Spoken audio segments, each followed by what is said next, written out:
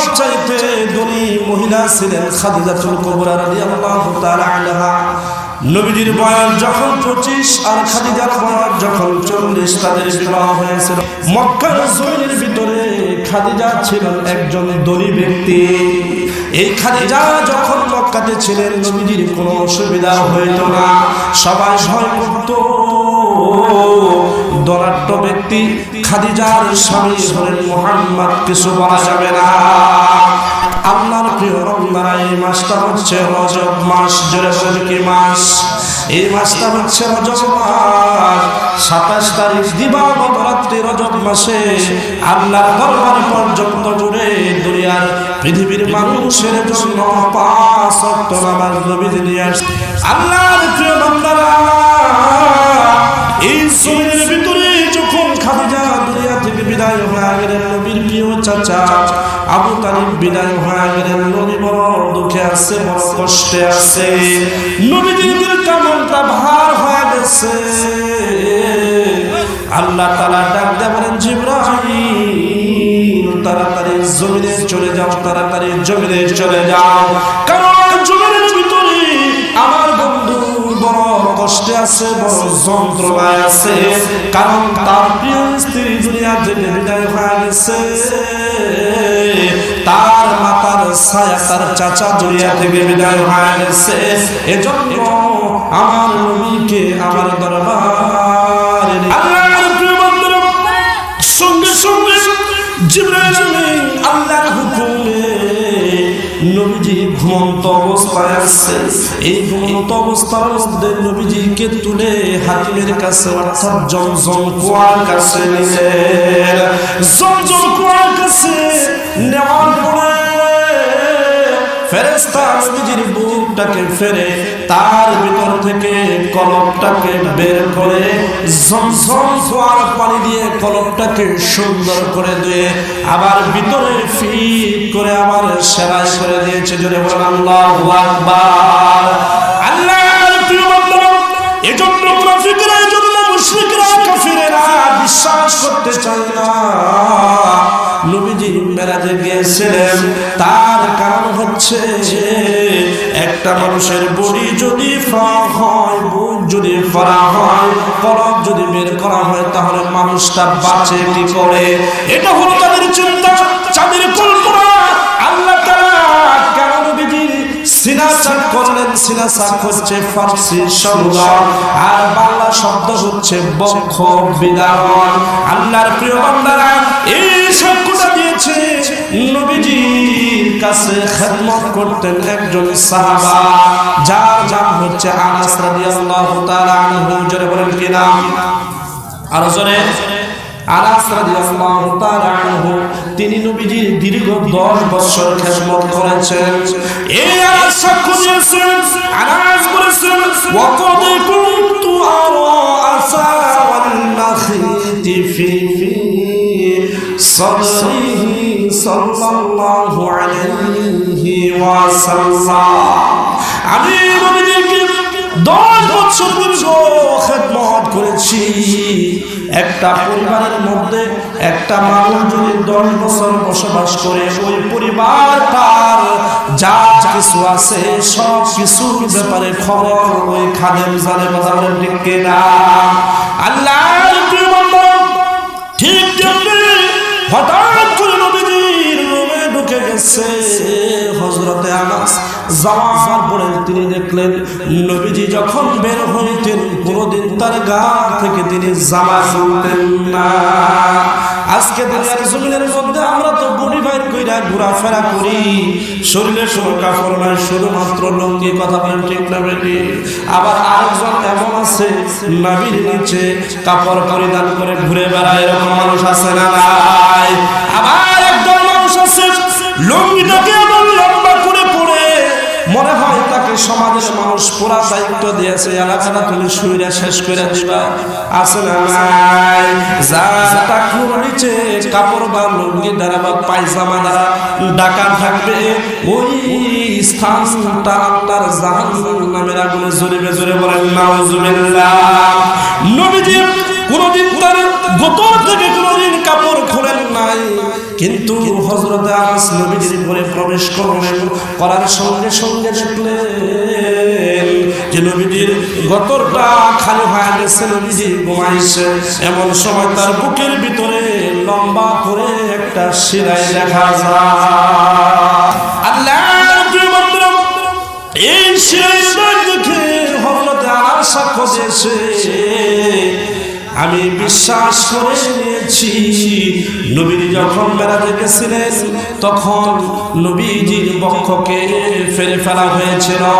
আর কেনই বা আল্লাহ তাআলা তা করেছে?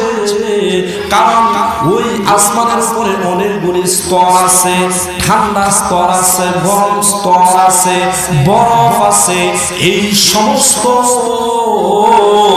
আল্লাহর নিয়ামত গুলিকে যেন উপেক্ষা করে স্বয়ং আল্লাহর দরবার পর্যন্ত নবীজি যাইতে পারে, এজন্য নবীজির কলবটাকে জমজমের কুয়ার পানি দিয়া সুন্দর করে ধোয়া দিয়েছে।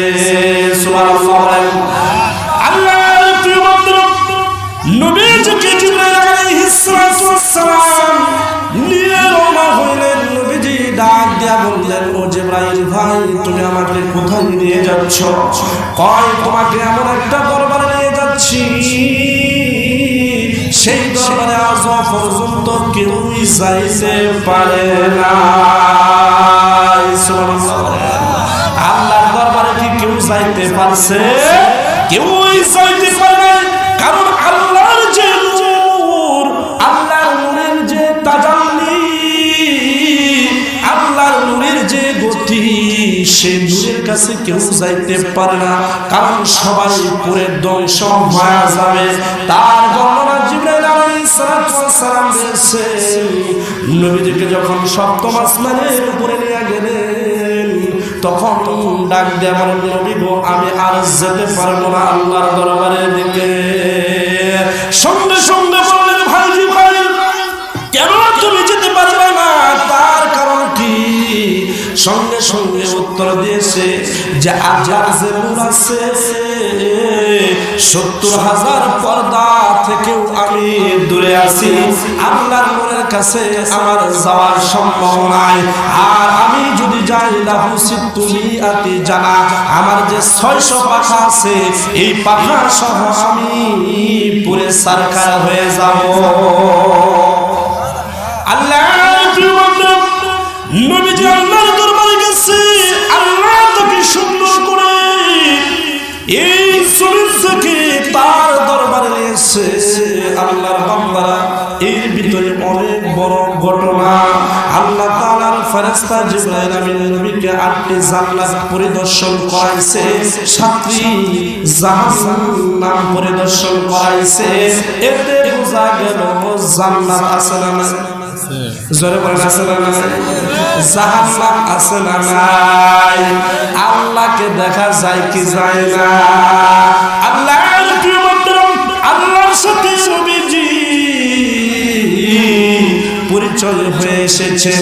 এই কথা নবীজি এরকম ফজরের নামাজের পর দেখবেন ইমাম সাহেবরা পূর্ব দিক ঘুরে বসে বসে কি বসে না? বসে না? ইমাম সাহেবেরা পূর্ব দিক ঘুরে বসে বসার পরে নবীজি ঠিক যেমনি সাহাবাদেরকে নিয়ে বসেছেন, ও সাহাবা শোনো, আজকে রাত্রে দুইজন ফেরেশতা আসিয়া আমাকে লইয়া আল্লাহর দরবারে নিয়ে গেছিল। যাওয়ার পরে আল্লাহর সাথে আমার সৌজন্য সাক্ষাৎ হলো, আল্লাহর সাথে আমার কথোপকথন হলো। কথোপকথনের পর পুরস্কার হিসেবে আমার উম্মতের নাজাতের জন্য আল্লাহ তাআলা আমাকে ৫ ওয়াক্ত নামাজ উপহার দিয়েছে। আল্লাহর প্রিয় বান্দারা, ৫ ওয়াক্ত নামাজ আল্লাহ তাআলা নবীজিকে উপহার দিয়েছে। এই কথা যখন মসজিদে বসে সাহাবাদের সামনে আলোচনা করলো, আলোচনা করার সঙ্গে সঙ্গে মক্কার চতুর্দিকে খবরটা ছড়ায় গেল। মক্কার ভিতরে নবীজির দুশমন আছে না? জোরে বলেন, আছে না? নবীর দুশমন আছে। সেই দুশমনরা শুনল যে আব্দুল্লাহর কথা মুহাম্মদ নাকি আজকে রাতে আল্লাহর দরবারে গেছে, কিভাবে সম্ভব? আর সেখানে 27 বছর অতিবাহিত করছে, এটা কিভাবে সম্ভব? আবার বলে 8টা জান্নাতও দেখছে, আবার 7টা জাহান্নামও দেখছে। কার কি প্রকার, মুমিনের শাস্তি কেমন, মুমিনের শাস্তি কেমন, এই সমস্ত বিষয়গুলি দেখে আবার বলে ফজর নামাজ পড়ছে, এটা তো বিশ্বাস হয় না। নাউজুবিল্লাহ বলেন, কয় এটা তো বিশ্বাস হয় না। এই আব্দুল্লাহ বেটা মুহাম্মদ বাংলাদেশে একটা কথা বলতেছে, আল্লাহর প্রিয় বান্দা, কাফিররা সব সময় চেষ্টা করত নবীকে হেয় করার জন্য, কিন্তু নবীর সঙ্গে আল্লাহ আছে, এজন্য কাফেররা কোনো সময় নবীকে অপমান করতে পারত না, নাকি কোনো সময় অপমান করতে পারত না। এবার চতুর্দিকে যখন খবরটা ছড়ায় গেছে, সঙ্গে সঙ্গে ডাক দিয়ে বলতেছে, নবীর যেটা সূত্র তার নাম হচ্ছে আবু জেহেল। জোরে বলেন কি নাম? আবু জেহেল নাম কি দেশে আছে এখনো? জোরে বলেন আছে? কারণ সন্তান হলে কি আবু জেহেল রাখে? হিন্দু বলেন, খ্রিস্টান বলেন, বৌদ্ধ বলেন, যত ধর্ম আছে এই ধর্মের মধ্যে খুঁজে দেখেন কারোর নাম আবু জেহেল নাই। কথা বলেন ঠিক কিনা? কারোর নাম ফেরাউন নাই, আসেনি? কারোর নাম আবু জেহেল নাই, কারোর নাম ফেরাউন নাই। তাহলে কত ঘৃণিত না এই আবু জেহেল শুনল আব্দুল্লাহ বিন মুহাম্মদ নাকি আল্লাহর দরবারে কি গেছে, এটা তো আমি বিশ্বাস করতে পারি না। এবার আবু জেহেল মক্কা শহর দৌড়াইতেছে আর বলতেছে, দেখো তোমরা না বলো আমিন আমিন, দেখো আল্লাহর বিশ্বাসী বান্দা বলো। এই যে দেখো আল্লাহর বিশ্বাসী বান্দা কিভাবে মিথ্যা কথা কয়, যে সে নাকি এক রাত্রে 27 বছর পাড়ি দিয়েছে। জোরে বলেন নাউজুবিল্লাহ। এই বলে আবু জেহেল খবর পাইল, ওই দিন ফজরের সময় নবীজির একজন প্রিয় সাহাবী, যার নাম হচ্ছে আবু বকর। জোরে বলেন কি নাম? আবু বকর ছিলেন ইসলামের প্রথম খলিফা, আর মক্কা নগরীতে সর্বপ্রথম ধর্ম গ্রহণ করেছে আবু বকর। আবু বকর নিজের ধর্ম গ্রহণ করেছে, তার বাবাও গ্রহণ করেছে। এবং শুধু তাই নয়, এই আবু বকরের বেলায় হাদিসে পাকের মধ্যে ঘোষণা আসছে যে আবু বকর এই দুনিয়ার জমিনে থাকাকালীন সময়ে জান্নাতের সুসংবাদ পেয়েছে। জোরে বলেন সুবহানাল্লাহ। এবং শুধু তাই নয়, এই আবু বকরের জন্য আল্লাহ একটা জান্নাতের দরজা ডাকতেছে। ও দুনিয়ার জমিনের ভিতরে নবীর উম্মত আবু বকর, আমার দরজা দিয়ে আসো, দরজা দিয়ে আসো, এইভাবে ডাকাডাকি করতেছে। কিন্তু আল্লাহর প্রিয় বান্দারা, তবুও সেই আবু বকর, যে আবু বকরকে আবু জেহেল খুঁজতে লাগলেন, শুনলেন যে ফজরের সময় আবু বকর আসে নাই, একটা কায়দা পাওয়া গেছে, দৌড়ায় গেছে আবু বকরের কাছে। যাওয়ার পরে বলতেছে, আবু বকর, কেউ যদি বলে এশারের নামাজ পড়ে ঘরে শুনছে, শোয়ার পরে সে আল্লাহর দরবারে প্রথম আসমান থেকে 7ম আসমানে উঠছে, আল্লাহর দরবারে পৌঁছেছে, আল্লাহর দরবারে গিয়ে আল্লাহর সঙ্গে দিদার লাভ করছে, আর জান্নাত পরিদর্শন করছে, আর জাহান্নাম পরিদর্শন করছে, কার কেমন শাস্তি হচ্ছে সে দেখে এসেছে, এটা কি তুমি বিশ্বাস করবানি? আবু বকর, আবু জেহেল মনে মনে চিন্তা করে, এটা তো আবু বকর বিশ্বাস করবে না। আর আবু বকর যদি বিশ্বাস না করে তো আবু বকরের ঈমান থাকবে না। আবু বকর সঙ্গে সঙ্গে সাহাবীরা ছিলেন বুদ্ধিমান, আবু বকর সঙ্গে সঙ্গে বললেন যে এই কথা কে বলেছে? সুবহানাল্লাহ বলেন, আর জোরে বলেন সুবহানাল্লাহ। আজকে দুনিয়ার জমিনের ভিতরে যদি আমার আপনার কানে একটা খবর আসে যে অমুকে মাইরা ফেলছে, ও ভাই আপনি কি করবেন? লাঠি নিয়ে একটা দৌড় দেবেন। কথা বলেন ঠিক কিনা? কিছু শুনবেন না, কিছু বুঝবেন না, কিন্তু কাজের বেলায় আমরা দৌড়ায় যাই। এই দুনিয়ার জমিনের ভিতরে যতগুলো ঘটনা ঘটুক না কেন, সেগুলি তদন্ত করতে হয়, আগে শুনতে হয়, শুনে যে কাজ করা লাগে ঠিক তেমনি সাহাবা আজমাইন আবু বকর ডাক দিয়া বললেন, কে এই কথাটা বলেছে? কয় মনে করো আব্দুল্লাহর বেটা মুহাম্মদ এই কথা বলেছে। সঙ্গে সঙ্গে আবু বকর ডাক দিয়া বললেন, ও আবু জেহেল শোনো, যদি নিজের নবী মুহাম্মদ এই কথা বলে থাকে তাহলে সে মিথ্যা বলে না, সে সত্য বলছে, সত্য বলছে, সত্য বলছে। জুড়ে বলেন মারহাবা। এজন্য যদি ডাক দিয়া বললেন, তুমি শুধু আবু বকর নয়, তুমি হলে সিদ্দিক। এজন্য বলা হয়েছে সিদ্দিক অর্থ হচ্ছে চরম বিশ্বাসী, পরম বিশ্বাসী। আল্লাহর প্রিয় বান্দারা, আবু বকর একজন সাহাবী। নবীজিকে যখন এই কথা বললেন, নবীজি এত খুশি হয়ে গেলেন আবু বকরের প্রতি। নবীজি দোয়া করলেন, আল্লাহ আবু বকরকে তুমি জান্নাতের উচ্চ স্থান জান্নাতুল ফেরদাউস দান করিও। জুড়ে বলেন আল্লাহুম্মা আমিন। এবার কাফের আবু জেহেল কি আবু বকরের কাছে কোনো পাত্তা পাইছে? কোন পাত্তা পাইছে? কোন আশ্রয় পাইছে? পায় না। কিন্তু আজকের যুগে দেখেন, আমার বদনাম যদি আপনার সামনে করা হয় আর বদনামের জোশ আমাদের বেড়ে যায়, ঠিক কিনা? আজকের সমাজে এমন অবস্থা হচ্ছে, যেখানে যেখানে দেখবেন কয়েকজন বসে আছে, ওখানে খালি দুর্নাম আর বদনাম আর গীবত। কথা বলেন ঠিক কিনা? আল্লাহর প্রিয় বান্দারা, গীবত হচ্ছে এমন বড় গুনাহ, গীবত হচ্ছে এমন গুনাহ। আপনার জীবনে আপনি নেকি কামাই করেছেন, রোজা করে, হজ করে, যাকাত দিয়ে, নামাজ আদায় করে, ভালো কাজ করে, এই নেকিগুলি আপনার আমলনামা থেকে সরে যায়। আর সেই আমলটা হচ্ছে যদি আপনি কারোর নামে গীবত করেন, অর্থাৎ আমি হুজুর আমার নামে গীবত করলাম, আপনি মুসল্লি আপনার নামে আমি গীবত করলাম, তাহলে আমার আমলনামা থেকে আপনার আমলনামায় সওয়াব যাবে। আল্লাহর প্রিয় বান্দারা, এই গীবত সম্পর্কে ছোট্ট একটি ঘটনা। নবীজি কোথাও যেন যাইতেছিলেন, এমন সময় হযরত আবু বকর সিদ্দিক একজন ইহুদির সামনে ঝগড়া লাগছে। ইহুদি আবু বকর সিদ্দিককে এমন গালিগালাজ করতেছে, কিন্তু আবু বকর সিদ্দিক তার জবান দিয়ে কোনো কথা বলে না। বলেন সুবহানাল্লাহ। আল্লাহর প্রিয় বান্দারা, সঙ্গে সঙ্গে আবু বকর সিদ্দিক রাদিয়াল্লাহু তাআলা আনহু খুব ধৈর্য ধারণ করেছে, সবর করেছে। কারণ আবু বকর সিদ্দিক করেছেন, ইন্নাল্লাহা মা'আস সাবিরিন। আপনি নিশ্চয় আল্লাহ তাআলা ধৈর্যশীলদেরকে পছন্দ করেন, নিশ্চয় আল্লাহ তাআলা ধৈর্যশীলদের সঙ্গে থাকেন, ঠিক কিনা? এজন্য হযরত আবু বকর ধৈর্য ধারণ করে দাঁড়ায় আছে। নবী আমার আবু বকরের দিকে তাকাইয়া দেখতেছে, আবু বকর খুশি না বেজার, কিন্তু নবী আমার মুস্কি মুস্কি হাসতেন। বলেন সুবহানাল্লাহ। নবী উচ্চ স্বরে কখনো হাসেন নাই, নিম্ন স্বরে কখনো হাসেন নাই, মুস্কি মুস্কি হাসতেন। মুস্কি মুস্কি হাসতে চেহারা ভালো লাগে না খারাপ লাগে? কথা বলে ভালো লাগে না খারাপ লাগে?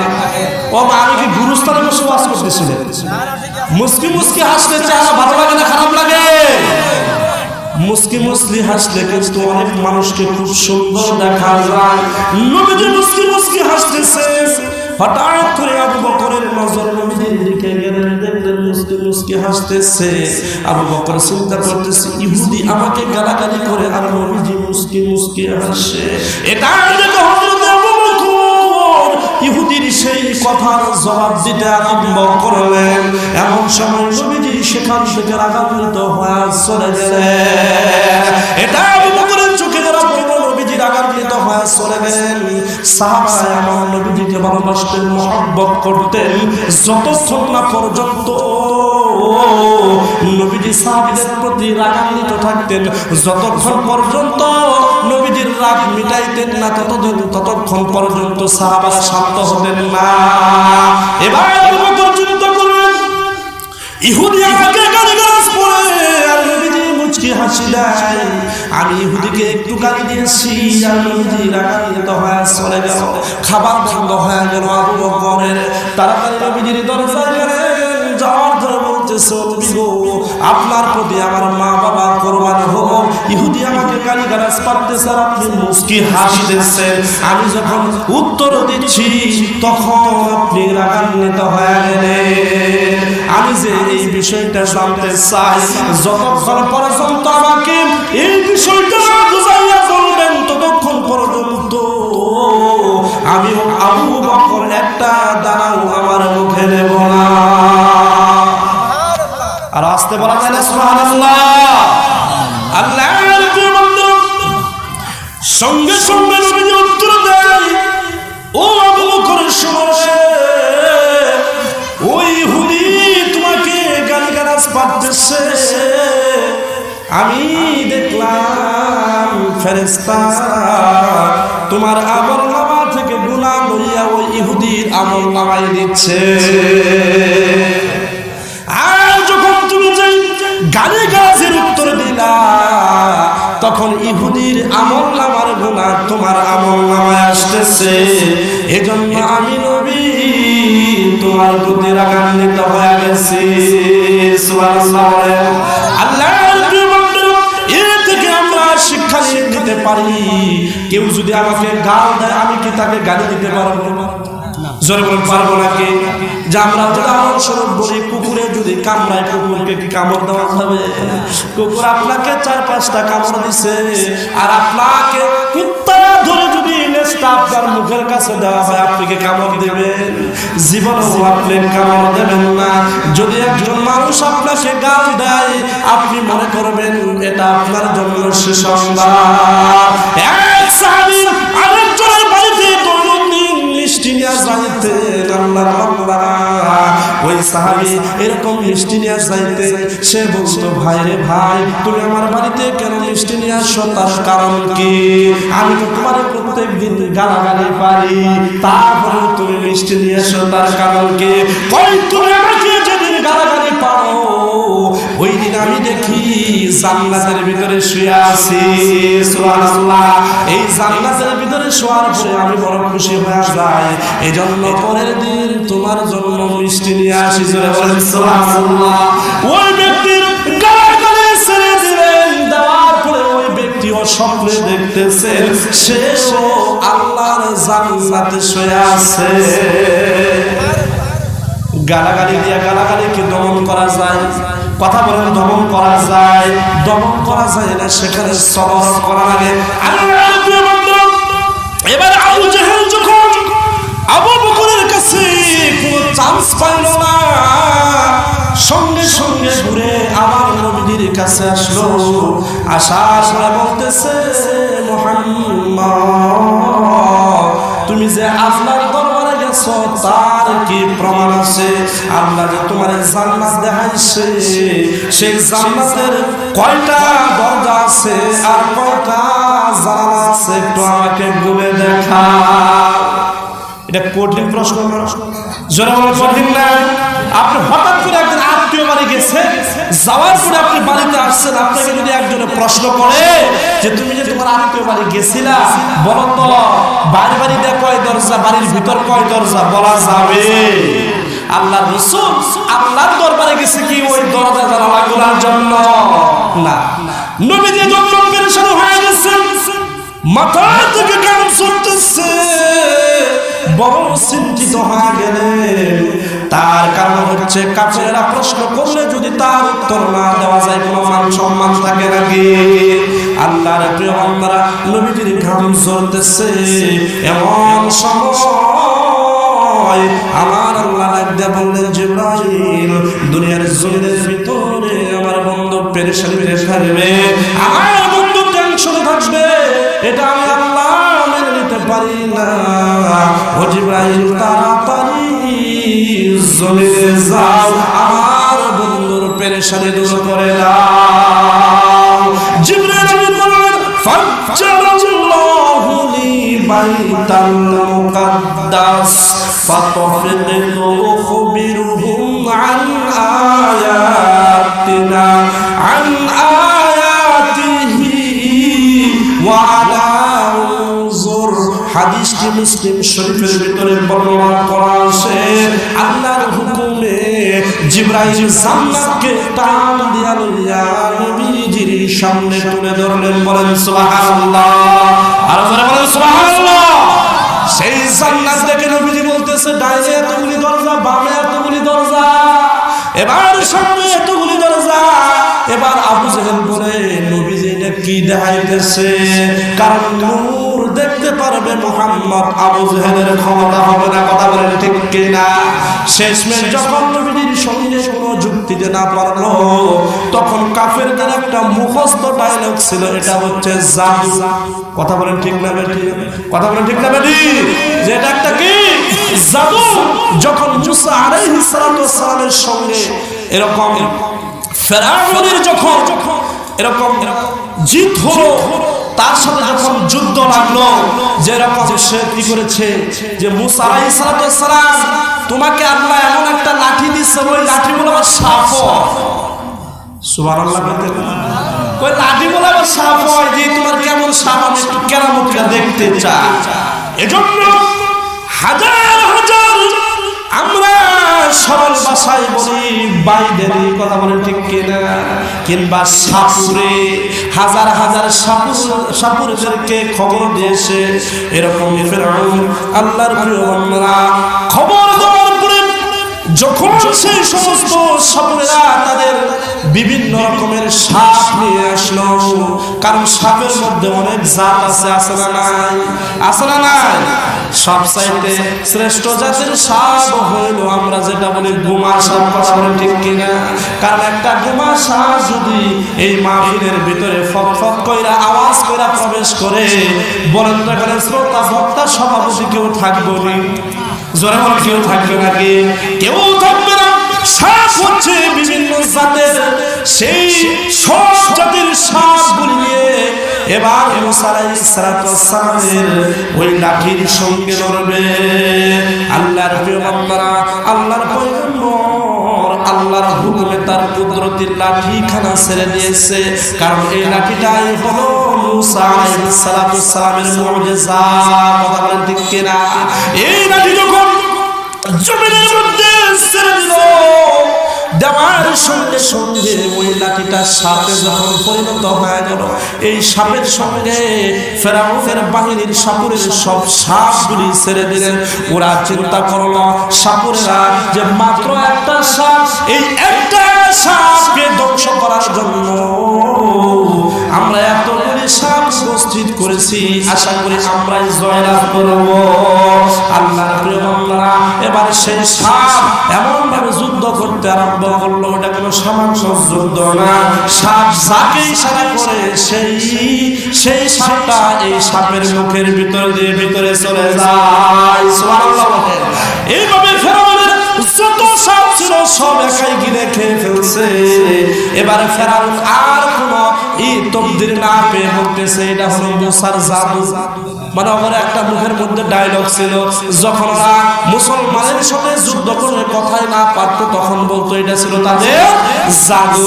আল্লাহর প্রিয় বান্দারা, ঠিক তেমনি যখন বাইতুল মুকাদ্দাসের দরজাগুলি করে শোনানো হলো, তখন তারা ডায়লগ দিল এটা হচ্ছে জাদু। কারণ হচ্ছে হেদায়েত তাদের জীবনে নাই। কথা বলেন ঠিক কিনা? হেদায়েত তাদের জীবনে নাই, এজন্য তারা হেদায়েত পাবেও না। আল্লাহর প্রিয় বান্দারা, এটা এমন একটা মাস যে মাসটাকে বলা হয় রজব। এটা হলো শ্রদ্ধা ও সম্মানের মাস। এই মাসটার ভিতরে একটু দোয়া আছে, আল্লাহুম্মা বারিক লানা ফি রজব ওয়া শাবান ওয়া বাল্লিগনা রমাদান। আল্লাহ রজব মাস পেয়েছি, আমাদের সামনে শাবান মাস, রজব পার হয়ে শাবান পার হয়ে আল্লাহ মাদন মানে রমজান মাসে আমাদেরকে প্রবেশের তৌফিক দান করো। জোরে বলেন আল্লাহুম্মা আমিন। আল্লাহর প্রিয় বান্দা, এই মাসটার মধ্যে তার প্রিয় নবীকে আল্লাহ তাআলা তার দরবারে কেন নিয়েছেন? কারণ নবীজির দুইটা বিষয় নবীজির জীবনে ঘটেছে। নবীজি এই জমিনের ভিতরে কাঁদতেছে, আল্লাহ কিন্তু নবীর কান্না সহ্য করতে পারেন না। আল্লাহর প্রিয় বান্দা জিবরাইলের সঙ্গে যখন তখন নবীজি দেখলেন ওই প্রথম আসমানে ফুলের জান্নাতি ফুলের তোড়া লইয়া আমাদের আদি পিতা আদম আলাইহিস সালাতু ওয়াস সালাম দাঁড়ায় আছেন। জোরে বলুন মারহাবা। বিশ্ব নবী নূর নবী মেরাজ যাইব চলিয়া নূর নবী মুস্তাফা সাল্লু আলা নবী গেলেন মেরাজতে হাইরে খুশি ফেরেশতারা সব নবীরা জানাই স্বাগতম মারহাবা মারহাবা বলিয়া বিশ্ব নবী নূর নবী মেরাজ যাইব চলিয়া নূর নবী মুস্তাফা সাল্লু আলা। কথা বলেন ঠিক কিনা? আল্লাহ প্রথম আসমানে আদম আলাইহিস সালাম দাঁড়ায় আছে আর বলতেছে আহলান সালাম মারহাবা। জমিন থেকে ও আল্লাহর প্রিয় বান্দা মুহাম্মদ গো মুহাম্মদ তুমি এসেছো প্রথম আসমানে, প্রথম আসমানটাই তোমার জন্য ধন্য হয়ে গেছে। সুবহানাল্লাহ বলেন। ও আল্লাহর প্রিয় বান্দা এই দুনিয়ার জমিনের ভিতরে কেমন নবী আমরা পেয়েছি যে নবীকে নবীরাও সম্মান করে। কথা বলেন ঠিক কিনা? কিন্তু আমরা মুসলমান এমন জাতি হয়ে গেছি যে নবীকে আমরা সম্মান করতে জানি না, নবীকে আমরা ভালোবাসতে জানি না। আল্লাহ তাহলে এমন অবস্থা আল্লাহর প্রিয় নবী আদম আলাইহিস সালাম নবীকে মুবারকবাদ জানায়, আহলান সালাম জানায়। তাহলে কেমন নবী? আর এই নবী ঘোষণা দেয় দুনিয়ার জমিনের মধ্যে যত নবী আল্লাহ দুনিয়ার জমিনের ভিতরে পাঠাইছে সব নবীর কুমার উম্মতের চাইতে আমি নবী আমার যতগুলি উম্মত আছো যতক্ষণ না পর্যন্ত তোমরা আল্লাহর জান্নাতে না যাবা ততক্ষণ পর্যন্ত কোন নবীর উম্মত জান্নাতে যাইতে পারবে না। বলেন সুবহানাল্লাহ। আর যারা বলেন সুবহানাল্লাহ। আল্লাহর প্রিয় দ্বিতীয় আসমানে ইয়াহইয়া আলাইহিস সালাতু ওয়াস সালাম অপেক্ষা করে নবীকে স্বাগতম জানাবে। আল্লাহর প্রিয় বান্দারা এবারে দ্বিতীয় আসমানে এরকম ইয়াহইয়া আলাইহিস সালাতু ওয়াস সালাম অবস্থান করতেছেন, নবীকে স্বাগতম জানাবে। জান্নাতের ফুলের মালা লইয়া ইয়াহইয়া আলাইহিস সালাতু ওয়াস সালাম দাঁড়ায় আছে, নবীজিকে বরণ করে নিলেন আর বললেন ও নবী আপনি এই দ্বিতীয় আসমানে এসে পৌঁছে গেছেন, এজন্য দ্বিতীয় আসমান ধন্য হয়ে গেছে। জোরে বলুন সুবহানাল্লাহ। আল্লাহর প্রিয় বান্দারা এবার তৃতীয় আসমানে আছে হযরত ইউসুফ আলাইহিস সালাতু ওয়াস সালাম। জোরে বলেন কে? ইউসুফ আলাইহিস সালাতু ওয়াস সালাম আছেন। ওই ইউসুফ আলাইহিস সালাতু ওয়াস সালাম তিনিও ফুলের মালা নিয়ে দাঁড়ায় আছেন, নবীজিকে বরণ করে নিতেছেন। আল্লাহর প্রিয় বান্দারা চতুর্থ আসমানে আছেন হযরত ইদ্রিস আলাইহিস সালাতু ওয়াস সালাম। ইদ্রিস আলাইহিস সালাতু ওয়াস সালাম যখন নবীজি চতুর্থ আসমানে ওঠেন তখন দেখেন ইদ্রিস আলাইহিস সালাতু ওয়াস সালাম একবার সামনের দিকে যায় আবার পিছন দিকে আসে। নবীজি ডাকতে বলতেছে ইদ্রিস তোমার জন্য তো সুসংবাদ, কারণ ইদ্রিস আলাইহিস সালাতু ওয়াস সালাম মৃত্যু ছাড়াই সে জান্নাতে চলে গেছে। কথা বলেন ঠিক কিনা? ইদ্রিস আলাইহিস সালাতু ওয়াস সালামকে নবীজি ডাকতে বলতেছে ইদ্রিস রে তোমার কপালটা তো খুবই ভালো, কোনো হিসাব তোমার দেওয়া লাগে না, এমনি এমনি জান্নাত পায়া গেছো। তাহলে জান্নাতে তুমি কোন অবস্থায় আছো, সুখে আছো না দুঃখে আছো? বলেন তো জান্নাতে সুখে থাকে না দুঃখে থাকে? জান্নাত মানে সুখের জায়গা, অপরমত নিয়ামতের জায়গা। জান্নাত মানে যেখানে একটা কাশিও আসবে না, একটা বায়ু আসবে না। কথা বলেন ঠিক কিনা?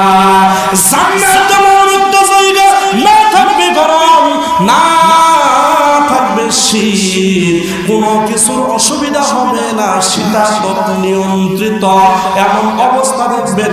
এই দুনিয়ার জমিনের ভিতরে যখন প্রচন্ড গরম পড়ে, এমন কিছু অফিস আছে, আদালত আছে, যেখানে গেলে শরীর ঠান্ডা হয়ে যায়। কথা বলে ঠিক কিনা? অর্থাৎ মানে কি এসি লাগাইছে, আরাম আছে না নাই?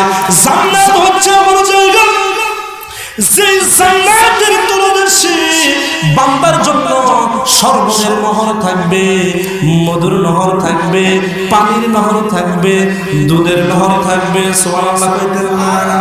আল্লাহর প্রিয় বান্দারা, এই দুনিয়ার জমিনের ভিতরে যদি 1 কেজি দুধ কিনা খাইতে চাই, কমপক্ষে 80 টাকার দরকার আছে না নাই? এমন মানুষ এখানে উপস্থিত আছে 1 মাস ধরে কোনো দুধ খায় না, কারণ টাকাও ছুটে না, দুধও কিনা হয় না। কিন্তু আল্লাহর বান্দারা, দুনিয়ার জমিনের ভিতরে নবীদের যদি খাঁটি উম্মত হইতে পারে, তাহলে জান্নাতের ভিতরে কোনো দুধের অভাব হবে না। আজকে দুনিয়ার জমিনের মধ্যে খাঁটি মধু পাওয়া যায় না, ঠিক না?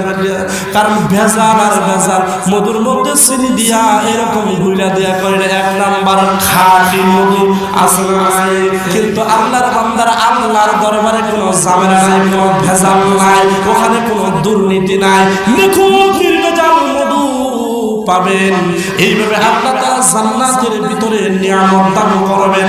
এবার নবীজি ডাক দিয়ে বলতেছেন, ইদ্রিস রে, জান্নাতের নিয়ামত তো তুমি পাইছো, এখন আমার তোমার চিন্তা কি?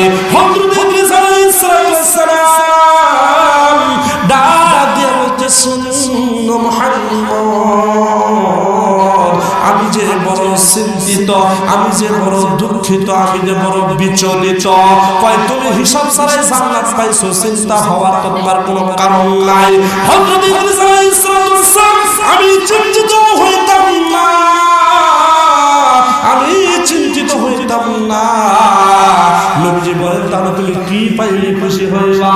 ইদ্রিস আলাইহিস সালাম ডাক দিয়ে বলেন, আমি যে খুশি হইতাম যদি আপনার উম্মত হইতে পারতাম। আল্লাহর প্রিয় বান্দারা, ইসলাম এমনি আমরা পাইছি, মুসলমানের ঘরে আমাদের জন্ম, আমরা ইসলাম পাইছি। মুসলমানের ঘরে আমাদের জন্ম, জন্ম হওয়ার সঙ্গে সঙ্গে আমার ডান কানে আযান, বাম কানে ইকামত দেওয়া হয়েছে। কথা বলেন ঠিক কিনা? আমি জন্মসূত্রে মুসলমান, এমনি আমি ইসলাম পাইছি। এই জন্য ইসলামের ব্যাপারে কোনো দরদ, কোনো মহব্বত আমার আপনার নাই। এই ইসলামের জন্য যদি আপনার পরিবারের একটা সন্তান শহীদ হয়ে যাইতো, তাহলে বোঝা যাইতো ইসলাম কত বড় একটা কষ্টের ধর্ম, ঠিক কিনা?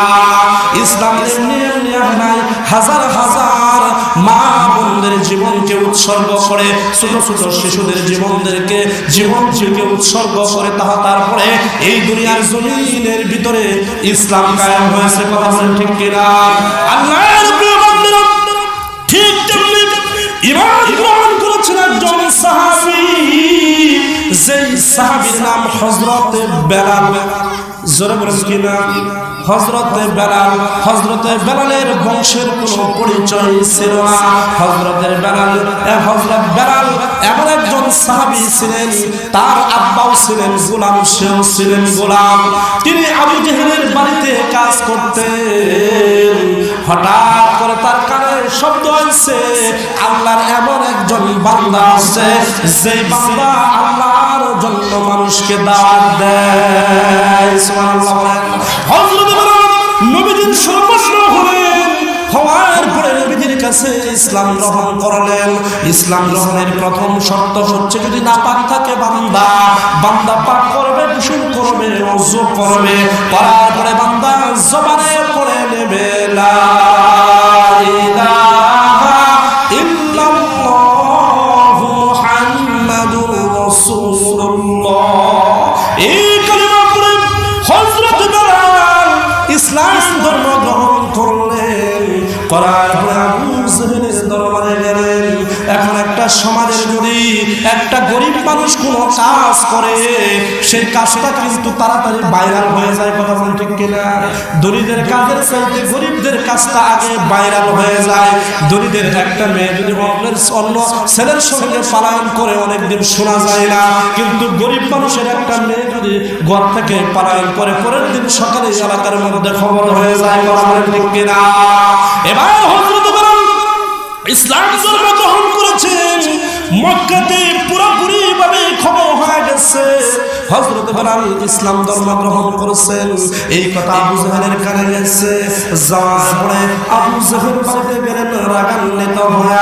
আল্লাহর বান্দা সঙ্গে সঙ্গে হযরত বেলাল রাদিয়াল্লাহু তাআলা আনহুর এরকম পায়ের মধ্যে বেরি লাগানো হলো, হাতের মধ্যে বেরি লাগানো হলো। মক্কার জমিন বড় উত্তপ্ত জমিন, মক্কার বালু, সেই বালুর মধ্যে মানুষ হেঁটে যেতে পারত না। মক্কার মানুষের আবুকে এরকম জাহাজের মতো ব্যবহার করত। যত মানুষ আছে সবের উপরে তারা চড়াইয়া দিত। তারা নিজের উটের উপরে সওয়ার হয়ে তারা দেশ ভ্রমণ করতেন। মক্কার বালু এমন উত্তপ্ত বালু, যেই বালুর মধ্যে কেউ পা রাখতে পারে না। দেখবেন এই দুনিয়ার জমিনের ভিতরে চৈত্র মাসের মধ্যে আমি আপনি যখন ময়দানে ছুটে যাই, দেখবেন খালি পায়ে যখন আমরা বের হই আমাদের পায়ের তলাতে অনেক গরম লাগে কি লাগে না? সঙ্গে সঙ্গে কিন্তু আমরা জুতা পা দিয়ে ফেলি। আর মক্কা হচ্ছে উত্তপ্ত জমিন, বালুযুক্ত জমিন।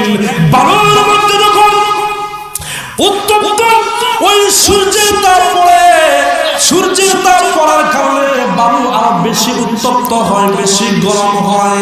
আল্লাহর প্রিয় বান্দারা, দুনিয়ার জমিনের ভিতরে আগের জামানায় আমাদের মা বোনরা দেখতেন খইবাজি করতো না। এরকম বালু এরকম এসে একটা হাড়ির মধ্যে বালু রেখে তারা কিন্তু সোনা দিয়ে নাড়া দিত।